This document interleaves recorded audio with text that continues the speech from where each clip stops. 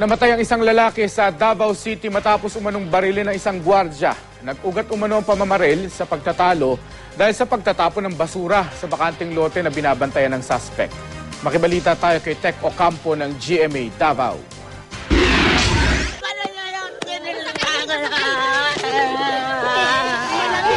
Nang dahil umano sa pagtatapon ng basura sa isang bakanting lote, binaril ng isang gwardya ang lalaking ito sa Davao City.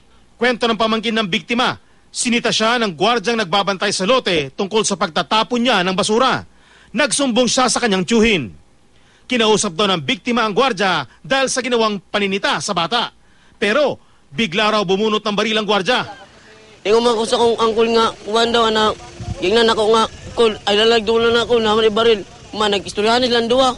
Pag istoryahan na ito, nibundot naman ito pinakalitang ko, lalaki o baril. Tumakas ang suspect.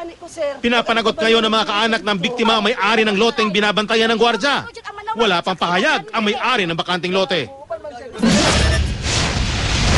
Namatay rin sa pamamaril ang isang retiradong pulis sa Lingayen, Pangasinan.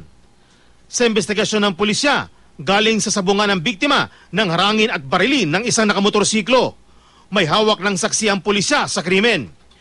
Inaalam nila kung miyembro ng gun for hire ang nakatakas na salarin, tinutugis na siya ng otoridad. Namatay rin ang lalaking ito matapos mabaril ng isang barangay tanod sa Bautista, Pangasinan. Ayon sa pulisya, nagpaputok ng baril ang lalaki habang nakikipag-inuman. Inireport ito sa pulisya pero umalis agad ang lalaki. Pero naharang siya sa isang checkpoint. Doon, bigla na lang daw inagaw ng lalaki ang shotgun ng tanod. Nang hindi niya ito makuha, binunot ng lalaki ang sariling baril. Pero bago pa man niya ito may putok, nabaril na siya ng tanod. Pagbaba niya doon sa harap ko, yung baril ko agad ang hinawakan niya. Ayaw ko naman pong ako po ang madisgrasya, kaya inunahan ko na lang po siya. Kakasuhan ng homicide ang tanod, pero giit niya, self-defense lang ang nangyari. Tech Ocampo, Nagbabalita, Pilipinas.